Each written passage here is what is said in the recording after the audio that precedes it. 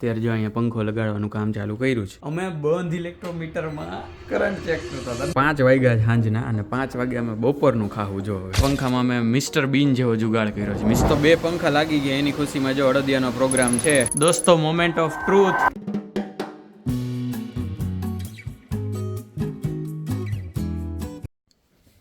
દોસ્તો બપોરની સાંજ થઈ ગઈ. અમારો બરફે ઓગળી ગયો. જો મીઠું રહ્યું બરફ ઓગળી ગયો બરાબર. આજુબાજુનો બધું જો નજારો આવો થઈ ગયો પણ અમારો એક પંખો નથી લાગ્યો.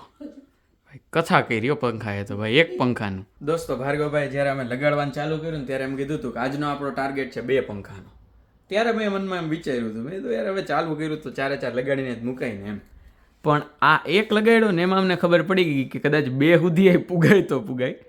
કેમ કે આની અંદર આપણે જે ઓલું માઉન્ટ કર્યું ને ઉપર એ છે ને એટલું વજનવાળું છે કેમ કે આખું હિંજ ને બધું એના ઉપર જ છે બરાબર.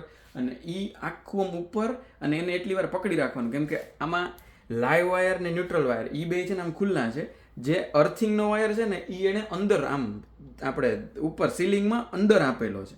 એટલે તમારે આપણા જે પંખાનો વાયર છે એ અંદર સુધી ખેંચીને લઈ જવો પડે અને ત્યાં આખું તમારે આમ બાંધીને સેલોટેપ મારી નહીં કરવું પડે અને પછી ઓલા 2 કરવાના. અને પંખો થોડોક આડો અવળો થયો આમ પકડવામાં એટલે પૂરું.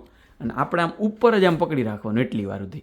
એટલે વિચારો કે તમે 10-15 મિનિટ આમ કેટલી લગભગ આમ 4-5 કિલોની વસ્તુ છે આમ પકડી રાખો આમ ઉપર ને ઉપર હવામાં. ટ્રાય કરજો. એ વિચાર થયેલું લાગશે પણ પછી 1 કે 1.5 મિનિટમાં પૂરું. દોસ્તો આપણે એક વસ્તુમાં સક્સેસફુલ થયા છીએ. આપણું વાયરિંગે સાચું થયું અને આપણે શું કહેવાય પ્રકાશે સાચો આપી દીધો છે. ડન. ચાલો હવે ફાઇનલ આખું માઉન્ટ કરીને પાખે લગાડીને પછી બતાવું કેમ કે હવે જે થોડુંક કામકાજ છે અને પછી બીજો પંખાનું આખું તમને બતાવીશ.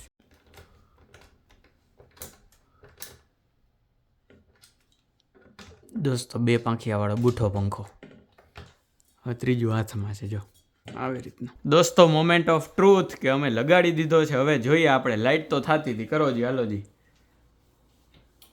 ચાલો લાઇટ પરફેક્ટ. હવે પંખો રિમોટ ક્યાં ગયા? રિમોટ આની અંદર છે. દોસ્તો હજી એની ઉપર અમારું પોપટ થયું છે કે અમે રિમોટ ગોઈતું પંખો ચાલુ કરવા પણ એ હાર આવે આટલી મહેનત અમારી પાસે કરાવી ને સેલ નાખ્યા નહીં બોલો. હજી આ એક રિમોટ છે અને એની ભેગી આ છે ને પેલી વોલ માઉન્ટ છે પણ એકેયમાં રિમોટમાં રિમોટમાં નામાં બેયમાંથી એકેયમાં સેલ નથી. ભાઈ કસરત એટલે પૂરેપૂરી કસરત કરાવે છે. અને એમાંય ભાર્ગવભાઈ તો હજી વધારાની કસરત કરે કેમ કે એ નીચે જાય પછી આ બંધ કરે છે આનો સપ્લાય પછી પાછા ઉપર આવે પાછા નીચે જાય ચેક કરવા માટે આ ચાલુ કરીને પાછા ઉપર આવે. હવે ત્રીજી વાર બાકી હતું સેલ લેવાય નીચે ગયા પાછા. ભાઈ કસરત છે કસરત. હવે આપણે જોઈએ હાલો પંખો ચાલુ થાય છે કે નહીં. ફિંગર ક્રોસ રાખ્યો તમે એને હું રાખું. દોસ્તો આ તો જબરો પંખો છે ભાઈ. આનો તો લાઇટનો કલર ફેરવી નાખ્યો. રિમોટથી લાઇટનો કલર ફેર્યો હમણાં. પહેલાં વ્હાઇટ હતી અત્યારે છે એ ટૂંકમાં થોડીક આપણે વોર્મ વ્હાઇટ થઈ ગઈ. ભાઈ હાલો કમાન્ડ તો પકડે છે. સાચું લગાડ્યું આપણે. ફૈરો મારો પંખો ફરી ગયો. પવન તો જો અત્યારે આજે પવન અમને મીઠો લાગે છે ને ઓહો બહાર બરફ છે. જો બહાર બરફ છે પણ તોય અમે અંદર પંખામાં મજા કરીએ છીએ. ગજબ ભાઈ ગજબ. ફર્સ્ટ પંખો સક્સેસ. દોસ્તો તમે એક વસ્તુ નોટિસ કરી કે પહેલા પંખો છે ને આમ ફરતો હતો બરાબર. અત્યારે પંખો છે ને આમ ફર્યો બરાબર. એટલે આ હવા છે ને ખેંચે છે. આ જે આપણે શિયાળામાં ને અહીંયા જ્યારે ઠંડી હોય ને ત્યારે આ રીતના ફેરવવાનો ઊંધો ફેરવવાનો. એટલે ઊંધામાં જો રાઈટ હેન્ડનો થંબ રૂલ લાગે બરાબર છે. રાઈટ હેન્ડ થંબ રૂલ એટલે પંખો આમ ફરતો હોય ને તો હવા છે ને ઉપર જાય. એટલે અત્યારે જો એમ ફરે છે આમ ફરે છે આમ એટલે હવા છે ને ઉપર જાય અને પછી આમ ફરતો હોય ને જો આમ બરાબર તો હવા નીચે આવતી હોય. એટલે ઉનાળામાં આમ ફેરવવાનો અને શિયાળામાં આમ ફેરવવાનો એટલે ઉપર જાય હવા. હવાને ખેંચશે. ભાઈ ગજબ ટેકનોલોજી ને ગજબ સક્સેસ ભાઈ. હાલો એન્જિનિયરિંગ સક્સેસ. 4 વર્ષ એ આપણા વેસ્ટ નથી ગયા. દોસ્તો જો આટલી લાઇટના મોડ છે. એક છે ને જો અત્યારે આપણે આ લાઇટ કરીએ બરાબર. જો આ વ્હાઇટ થઈ ગયું. હવે આપણે એને પીળું કરીએ તો જો આ પીળી થઈ ગઈ બરાબર છે. અને ફૂલ આપણે બ્લુ વ્હાઇટ કરી નાખીએ. જો આ બ્લુ થઈ ગયો બરાબર. પછી છે ને આ ફોરવર્ડ ને રિવર્સ એટલે કે ફોરવર્ડ ફેરવો એટલે નીચે હવા આવે. રિવર્સ કરો એટલે ઊંધી હવા જાય ખેંચે. પછી 1 2 3 4 5 6 એના મોડ. બસ આ રીતનું છે આખું રિમોટ ને આખો પંખો.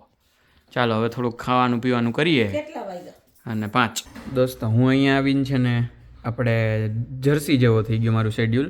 અને જર્સીવાળા બધા છે ને જો મારા શેડ્યુલ હાલવા માંડ્યા. 5 વાગ્યા સાંજના અને 5 વાગ્યા અમે બપોરનું ખાવું. જો હવે પંખા એટલી બધી અમને ઓલી કરી નાખી. જો અત્યારે આ છે આપણે અવોકાડોનું ગોવાક બનાવેલું છે અને ભેગી બધી ચિપ્સ અલગ અલગ છે અને ખજૂર છે એ મેં મારા માટે લીધો છે. આવું છે. ચાલો તો નાસ્તો કરીને પછી બીજા પંખામાં લાગી જાય. દોસ્તો બીજા પંખામાં મેં મિસ્ટર બીન જેવો જુગાડ કર્યો છે. મિસ્ટર બીનનો ફર્સ્ટ સીન છે ને આવો જ આવે કે આમ લાઇટ થાય અને એ પડે મિસ્ટર બીન. તો જો અમે અહીંયા લાઇટ ગોઠવેલી છે કેમ કે અહીંયા રૂમમાં પાવર તો અપાય નહીં, એટલે જો આવી રીતનું કરેલું છે. અને બીજા પંખાનું અમે કામકાજ ચાલુ કરીએ છીએ. અને આ વાયરની લેન્થ જોઈને અમારી અડધી પોણી કલાક બચી ગઈ ને અમારા હા આવ્યો. બરાબર છે. જો આવું છે. ચાલો ત્યારે લગાડી દઈએ ને પછી બતાવું.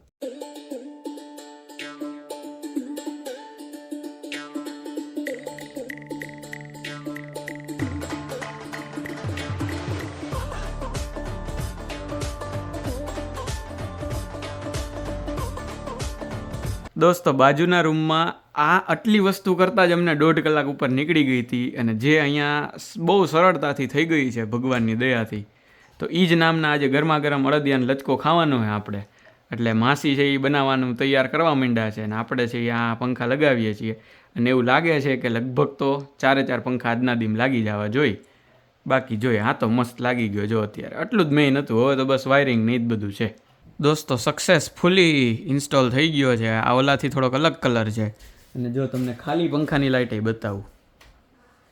જો ખાલી પંખાની લાઇટ છે ને. બાકી દોસ્તો 2 પંખા લાગી ગયા એની ખુશીમાં જો અડદિયાનો પ્રોગ્રામ છે.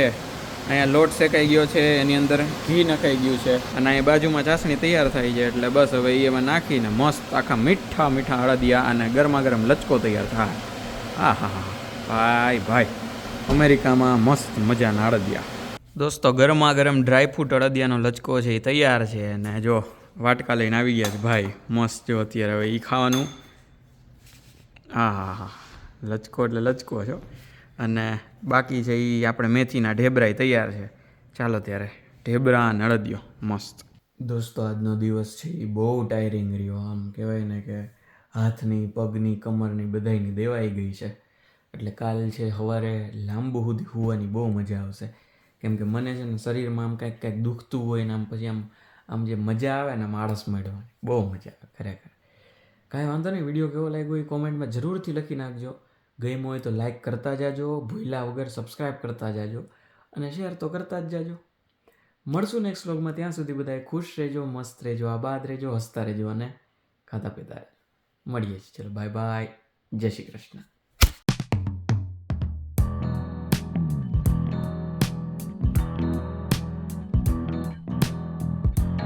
અને આ બાજુમાં આને શું કહેવાય, ચાસણી છે એ તૈયાર થાય છે અને એ બાજુમાં ચાસણી તૈયાર થાય.